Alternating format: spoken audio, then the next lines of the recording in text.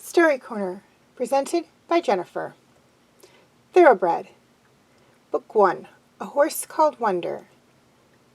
Chapter 7.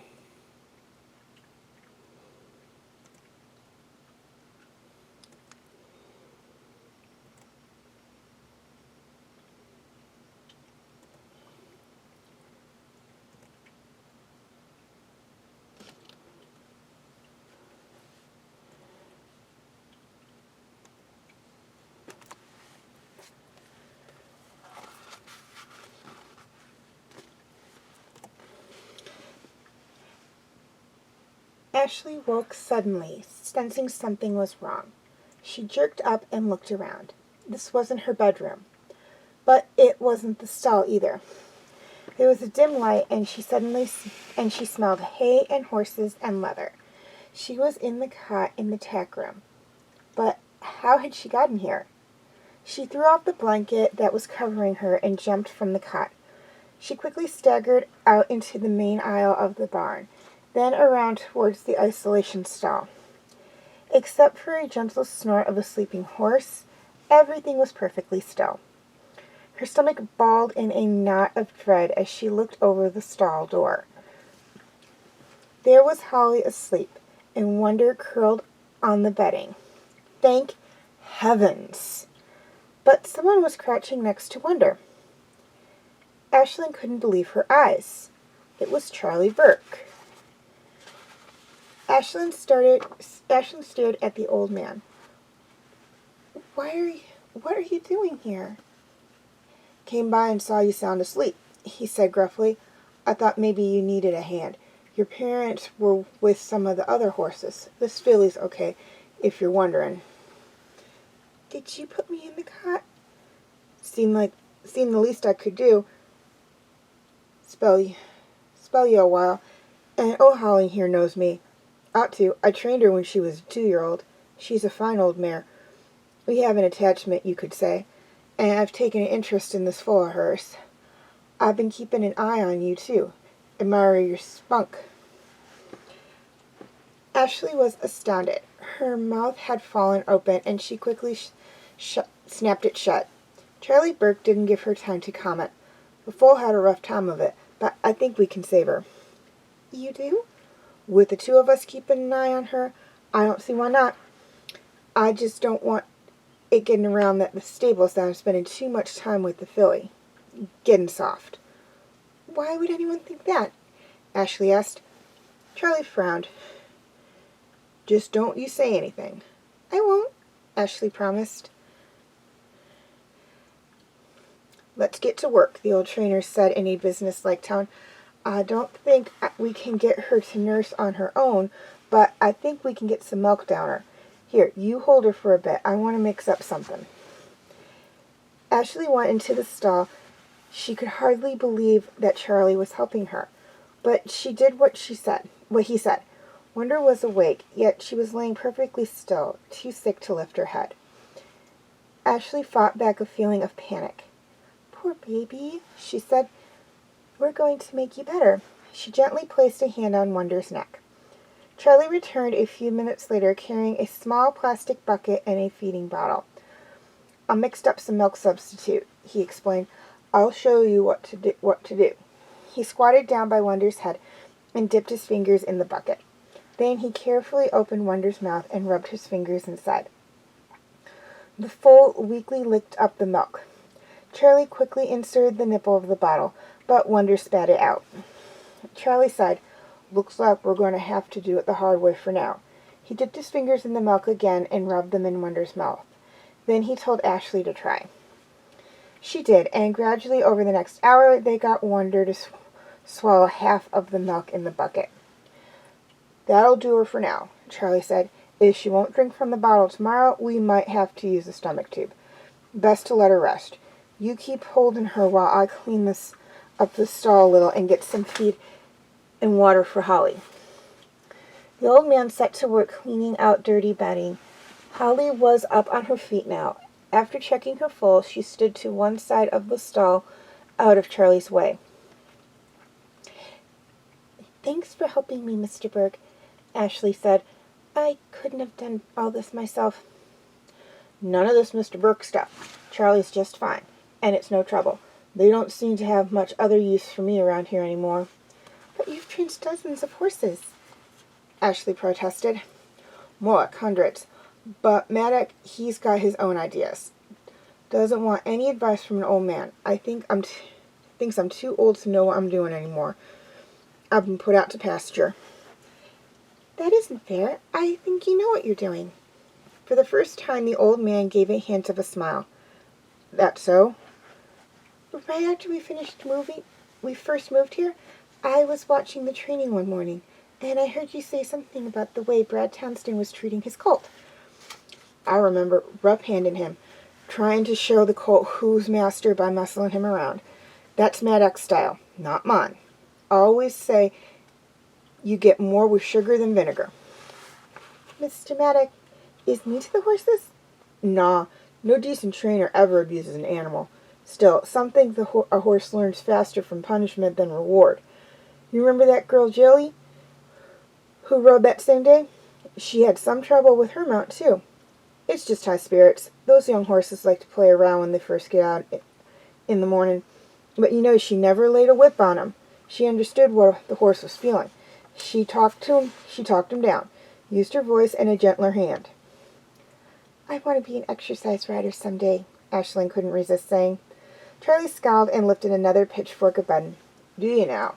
He finally murmured. Times are changing, and I've got nothing against women in the business, but it's a dangerous sport for a woman. Ashleigh wasn't going to let him get away with that excuse. It's just as dangerous for men, Charlie grunted. Ashleigh noticed that light was beginning to filter through the high stable window. Charlie had finished seeing to Holly, and he leaned against the stall door. Think you can manage on your own for a while? He asked. Ashleigh nodded.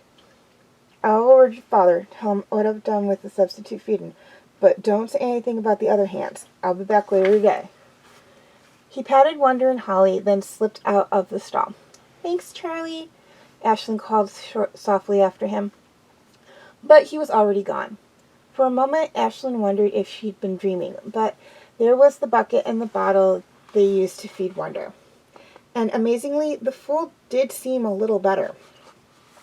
She seemed more comfortable and not nearly so hot. Soon Ashleigh heard noises from the rest of the barn, signaling the start of another day. Horses whinnied and stomped, waiting for their morning meal. Jesse had put his classical music on the radio. Her parents came to the stall. They both looked concerned. We just talked with Charlie Blake. Her father said he told us he'd given you a hand. That was good of him, and he did the right thing. He was a big help, Dad. I'm sure he was. He's had a lot of experience and knows his stuff. We seem to have gotten through the night okay. The foals that were showing symptoms seem better. We can't be sure yet, but none of the mares seem infected. I think it's time you took a break, her mother added. I'll keep an eye on Wonder. You go up to the house, have breakfast, and get cleaned up. Ashlyn rose stiffly and brushed off her clothes, careful not to disturb Wonder too much. It's going to be all right. It's not going to be like before? She asked. We think it's going to be all right, her father said. Go ahead and have some breakfast. I'll be right back, Ashlyn told the foal. Wonder lifted her head and gave a tiny squeal.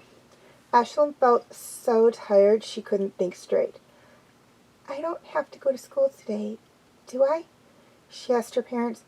After what we've all been through last night? No, her mother said exhaustedly, but you can't miss too much school. Tomorrow, you have to go.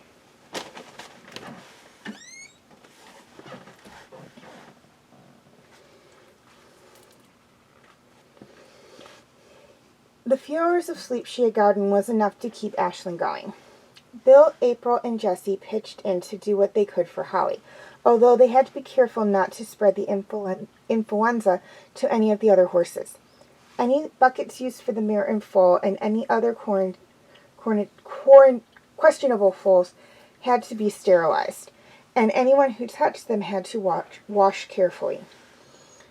Although she was too sick to stand, Wonder had finally started taking milk from the bottle, and by the time Charlie came to relieve Ashleigh for the early evening, Wonder was definitely improving. She's got more energy, Charlie, Ashleigh told the trainer, and she doesn't seem as hot. I think we could get her to nurse if we held her. Why don't you let me take care of that? You need a good night's sleep. Go home, and I'll see you in the morning. This time, Ashleigh went without an argument. The thought of her warm, soft bed seemed awful nice, and she'd have to go to school in the morning. Her mother would never let her miss another day. She was asleep as soon as her head touched the pillow.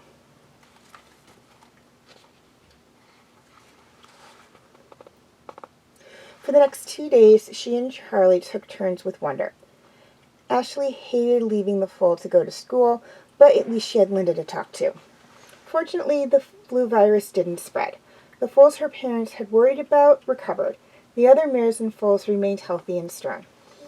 Ashleigh could see the relief on her parents' faces. When Ashleigh returned from school in midweek, Wonder was standing in her stall. Charlie was there with her. Not bad, eh? He smiled. Did it all by herself, too. I came by to check her out, and there she was. We got that flu beat. Ashleigh felt tears coming to her eyes as she hugged the foal. I thought you'd be happy, Charlie said. Mr. Griffen looked over the stall door after Charlie had gone. Well, looks like she'll make it, thanks to you and Charlie. We've been real lucky this time. The other foals are fine, and none of the mares picked it up. Wonder was the worst. That old guy thinks you've got courage. Of course, he never did tell you that to your face. Ashleigh smiled. She knew Charlie wasn't the type to give a lot of compliments. This has been a real setback for Wonder, her father added. You're going to have to take it slow with her. That's what Charlie said. He told me we'd have to keep her quiet for a while, then just exercise her a little at a time. She won't be able to go in with the other mares and foals. It's a shame. She was coming along so well before she got sick. I was thinking of moving her and Holly into the other paddock, but now we'll have to wait. Her father paused. I hope this isn't going to be too much for you, Ashleigh. You're spreading yourself pretty thin. No, Dad, I can do it. I want to. I don't feel tired at all. I hope you're right. For the first time since Wonder had gotten sick, Ashleigh could leave her and Holly without worry when she went in for the night. Unfortunately, she had time to think about other things too, like homework. She let it go because Wonder seemed so much more important. Now Ashleigh had a book report due the next day and 2 tests to study for. School would be out for summer vacation soon. If she came home with a bad report card, her parents would say she was spending too much time with the horses. She couldn't let that happen. That night, she spread her books out on her bed and frantically went to work.